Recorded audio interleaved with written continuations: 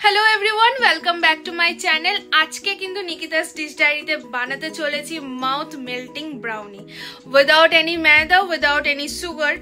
तो देखुन आपनि किरकम बानाচ্ছি, किरकम की प्रसिडिओर হচ্ছে। আর হচ্ছে প্লাস কথা, আপনারা কিন্তু কমেন্ট করে জানাচ্ছেন না কিরকম কি ডিশটা হচ্ছে। ডিশটা করে অবশ্যই জানাবেন, আমি খুব ইন্সপায়ার হই এই জিনিসটা নিয়ে। লাইক সাবস্ক্রাইব করতে ভুলবেন না। আমি নিকিতা, আজকে চলুন কিরকম কি প্রসিডিওরে বানাচ্ছি মাউথ মেল্টিং ব্রাউনি। এখন দেখে নেওয়া যাক ইনগ্রেডিয়েন্টগুলো যেটা দিয়ে বানাবো ব্রাউনি। ফার্স্টেই বলেছি যে ময়দা ইউজ করব না, ওর জন্য ইউজ করব হচ্ছে ওটস। তারপরে দেখে নিন আমি মিল্ক নিয়েছি, পাউডার মিল্ক নিয়েছি। সেটা কিন্তু আপনি নর্মাল মিল্ক ইউজ করতে পারেন, আমি কিন্তু উষ্ণ গরম জলে কিন্তু আমি মিক্স করে নিয়েছি। তারপরে দেখে নিন ওয়ালনাট নিলাম। তারপরে দেখুন আমার কাছে আছে হচ্ছে চকলেট সিরাপ। তার সাথে রয়েছে হচ্ছে কোকো পাউডার ইউজ করার পর তার সাথে রয়েছে দেখুন ভেজিটেবল অয়েল। ব্যাটারে যখন স্মুথনেস আসবে না তখনই কিন্তু ভেজিটেবল ইউজ করবেন, আদারওয়াইজ নয়।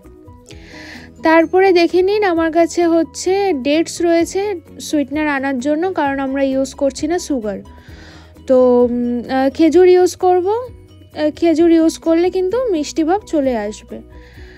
প্লাস আমরা ইউজ করতে পারি, অপশানের একদমই রইল, যে চকো চিপস।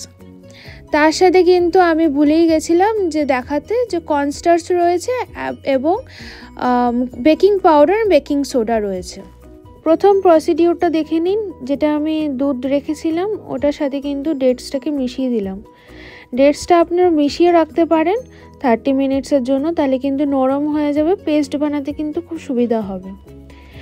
পেস্ট বানিয়ে নেওয়ার পর দেখে নিন যে আমি খেজুর আর দুধের যে মিশ্রণটা করলাম সেটা কিরকম দেখতে হলো। ঠিক আছে, কিছু কিছু পাল্প, কিছু কিছু খেজুর থাকবে যেটাতে একদম হবে না, মিক্স হবে না। তো এটা কোনো অসুবিধা নেই, মুখে পড়লে ভালোই লাগবে। তো এটা আমি ঢেলে দিচ্ছি। আমি এখন দিয়ে দিচ্ছি হাফ কাপের মতো ওটস।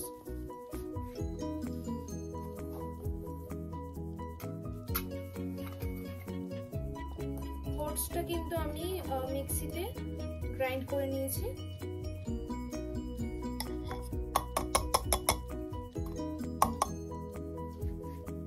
আর হাফ কাপের মতনই কিন্তু আমি নেব কোকো পাউডার। হাফ কাপের চেয়ে একটু কম কিন্তু আমি কোকো পাউডার নিয়ে নিলাম, দেখে নিন।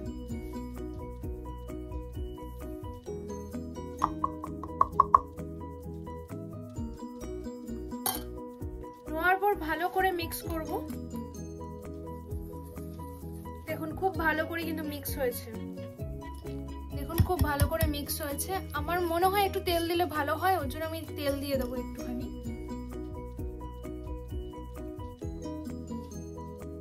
আমি অলমোস্ট 2 স্পুন মতন আমি তেল দিয়ে দিয়েছি। ভালো করে মিক্স করে নেব। এর মধ্যে এখন আমি দিয়ে দিচ্ছি সিরাপ, চকলেট সিরাপ। এটাও 1 টেবিল স্পুনের মতন দেব।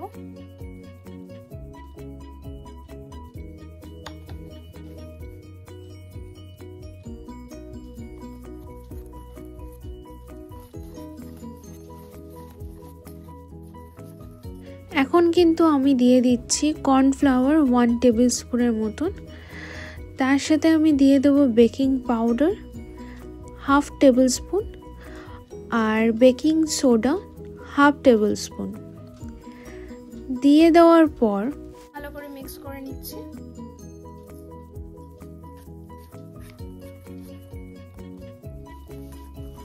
ওয়ালনাট দিয়ে দিচ্ছি।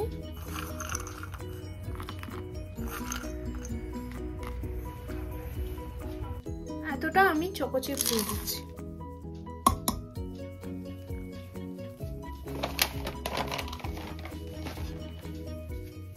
Totally optional choco চিপসটা।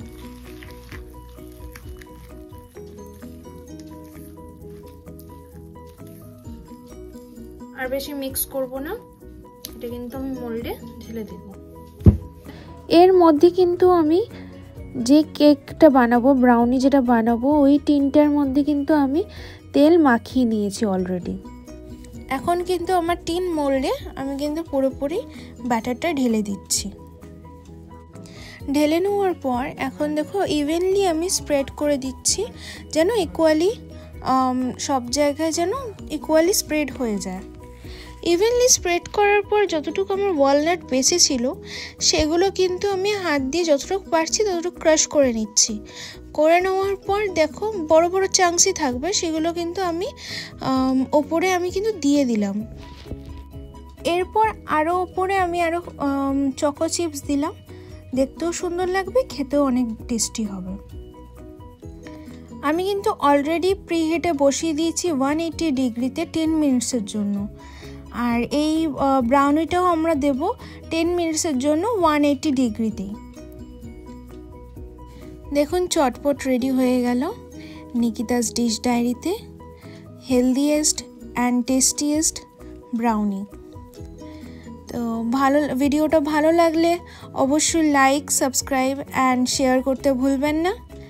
আজকে আমি আসছি, পরবর্তীকালে আবার আরেকটা নতুন ভিডিও নিয়ে আসবো।